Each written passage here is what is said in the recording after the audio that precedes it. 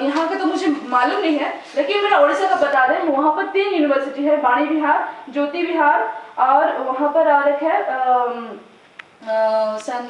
बरहमपुर तरफ, 3 यूनिवर्सिटी है, उसी में ही खास करके होता है। तो बस उतने ही हम लोग जानते हैं, इसके बाद हम लोग नहीं जानते कि इसमें सेंट्रल यूनिवर्सिटी में क्या है कि वहाँ पर बहुत सारी सुविधा दिया जाता है ST/SC लोगों को, लेकिन उसमें हम लोग को क्या करना है, उतना स्टूडेंट जो पास आउट नहीं हो पाते हैं, यहाँ से कॉलेजेस में से पास आउट नहीं हो पाते हैं। ज़्यादातर जो 10th में एग्जाम लिखते हैं, जो अच्छा मार्क्स लेके आता है, फर्स्ट क्लास आता है या सेकंड क्लास आता है, ज़्यादा से ज़्यादा वो साइंस पढ़ता है, बाकी लोग कॉमर्स पढ़ते हैं या आर्ट्स पढ़ते हैं।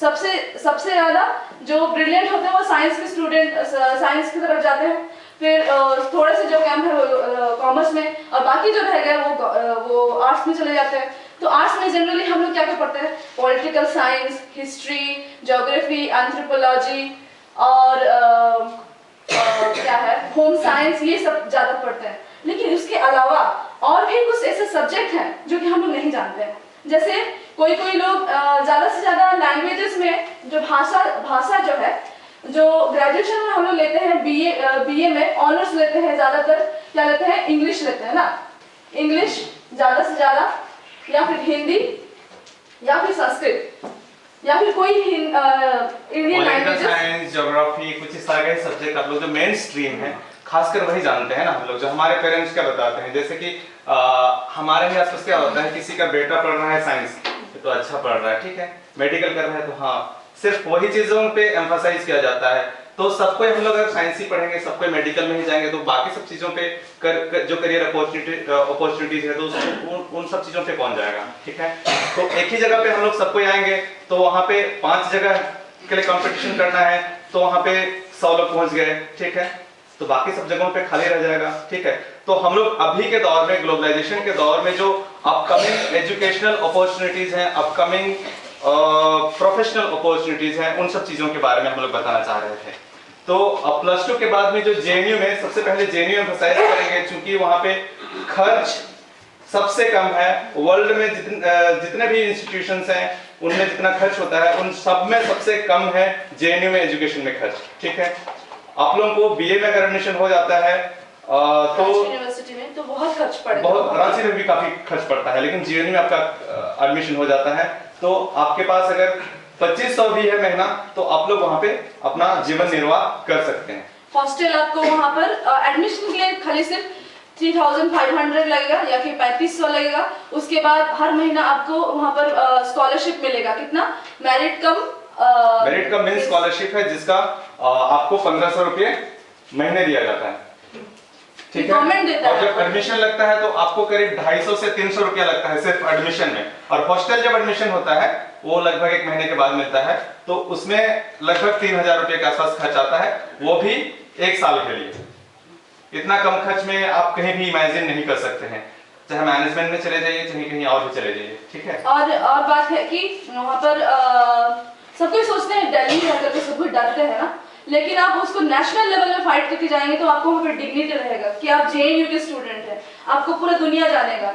सब कोई वहाँ पर JNU सिर्फ इंडिया में नहीं बल्कि वर्ल्ड में फेमस है, ठीक है। तो वो वहाँ से जो कौन पास आउट होके निकले हैं, आप कभी सोचे हैं? UGC का जो है, UGC का चेयरपर्सन है सुखदेव थोराट, वो भी वहीं से ही है, जो कि हमारे जो सारी यूनिवर्सिटी को जो कंट्रोल करते हैं, सारी यूनिवर्सिटी को जो कंट्रोल करते हैं, जो भी नेट का एग्जाम देता है, जो भी लेक्चरर बनते हैं यूनिवर्सिटी में, तो वो सब कहाँ के अंदर आते हैं? UGC, मतलब कि क्या है, यूनिवर्सिटी ग्रांट कमीशन, ठीक है। तो वहाँ से यूनिवर्सिटी जो JNU का प्रोडक्ट है वो बाहर जाके दुनिया में अपना नाम रोशन कर रहा है, तो क्यों ना हम लोग भी चले कर ले। वहाँ पर बहुत सारा लैंग्वेजेस का कुछ कोर्सेस हैं जो आप लोगों को नहीं मालूम है, जैसे रांची यूनिवर्सिटी में भी वो कोर्स अवेलेबल नहीं है, JNU में अवेलेबल है जो कि बेस्ट है, BHU में अवेलेबल है, और दिल्ली यूनिवर्सिटी में अवेलेबल है, शांति निकेतन में, और बाकी सब जगहों पे लगभग नहीं के बराबर है। तो JNU से आप करते हैं अगर ग्रेजुएशन 3 साल का, सिर्फ यहाँ ग्रेजुएशन आपको कितना लगता है, 3 साल लगता है ना। BA हिस्ट्री चाहे पॉलिटिकल साइंस करते हो, वहाँ भी आप 3 साल करिए BA, आपको थोड़ा सा इंग्लिश जानना पड़ेगा, थोड़ा सा हिस्ट्री जाना पड़ेगा, एक छोटा सा बुकलेट है उसकी पढ़ाई करनी पड़ेगी। अब अगर वो क्वालिफाई कर लेते हैं, बीए 3 साल का कोर्स कंप्लीट करते हैं, फिर आपको कहीं ना कहीं नौकरी तय है। एम्बेसी जानते हैं, दूतावास जानते हैं ना, पढ़े हैं ना, पॉलिटिकल साइंस के जो भी स्टूडेंट है दूतावास जानते हैं ना। तो दूतावास में क्या होता है कि दूसरे कंट्री के अमेरिका या फिर चाइना या फिर यूरोप से जो भी आता है, जो भी उनके साथ हमारे इंडिया का क्या ताल्लुक है, तो वहाँ का जो एक मिनिस्टर आएगा, फिर यहाँ का हम लोग का एक मिनिस्टर वो पूरा इंडिया को रिप्रेजेंट करता है, फिर वहाँ पर हम लोग का दूतावास होता है। तो हम लोग यूरोपियन लैंग्वेज नहीं जानते हैं, ठीक है, फ्रेंच, लैटिन ये सब नहीं जानते, तो उसको कौन ट्रांसलेट करता है?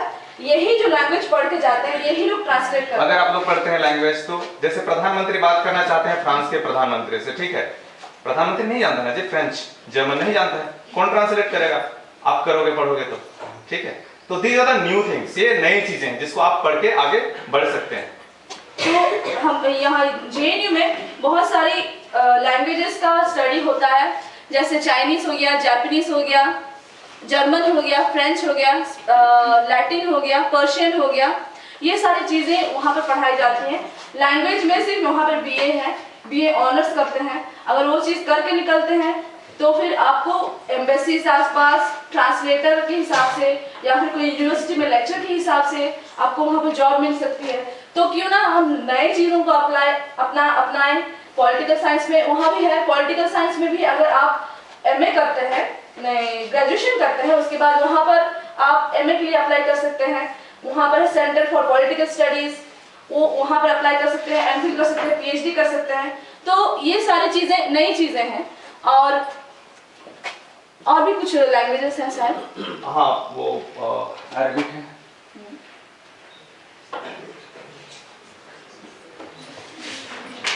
हाँ, आप लोग सोच रहे होंगे कि पॉलिटिकल साइंस और हिस्ट्री ज्योग्राफी करने के बाद आप लोग बिल्कुल सिविल सर्विस के लिए जाते हैं, तो आप लोग ये भी सोच रहे होंगे कि क्या ये सब पढ़ने के बाद हम लोग सिविल सर्विस पे जा सकते हैं? आप बिल्कुल जा सकते हैं। और वहाँ माहौल भी है। आप ज़्यादातर देखेंगे कि जो भी सिविल सर्वेंट है ज़्यादातर जेएनयू के ही आते हैं, क्योंकि वहाँ पर लाइब्रेरी 24 आवर्स खुला रहता है। आपको वहाँ पर इंटरनेट फ्री ऑफ कॉस्ट दिया जाता है, प्रोवाइड किया जाता है। लेकिन इससे पहले आप उसके स्टूडेंट बने, आपको पूरा नेशनल लेवल में फाइट करना पड़ेगा और उसमें उसके लिए आपको एंट्रेंस देना पड़ेगा, जो कि अभी 21 मार्च तक है। इसीलिए आपको बताना आए हैं कि जो लोग आप लोग तो शायद फ्रेश प्लस 2 स्टूडेंट है ना, तो इस साल इमीडिएटली शायद आप लोग नहीं पढ़ाई एग्जाम दे सकते हैं, लेकिन जो आपके सीनियर्स थे वो लोग को अगर आप बता पाए कि फॉर्म निकल गया है जेएनयू का, अगर कोई अप्लाई करना चाहते हैं, इतने कम खर्च में भी आप दिल्ली में पढ़ सकते हैं, तो आप हम लोग को जरूर बताइए और अगले साल के लिए आप लोग तैयार रहिए। और जब जो कोई को भी इंटरेस्ट है इस चीज़ में, आप लोग हमें बताइए, इंटरेस्ट अपना बताइए, हमें फ़ोन करिए, मिस कॉल करिए, हम लोग आप लोगों को रिस्पॉन्स देंगे। आप लोगों को फॉर्म चाहिए, हम लोग आप लोगों को फॉर्म भी भिजवा देंगे, ठीक है? बस आप अपना इंटरेस्ट दिखाइए पढ़ने के लिए। पढ़ने के लिए हम लोग खर्च करने के लिए तैयार है, लेकिन कोई दूसरा काम के लिए हम लोग नहीं, क्योंकि हमें लोग क्या बोलते हैं, आदिवासी लोग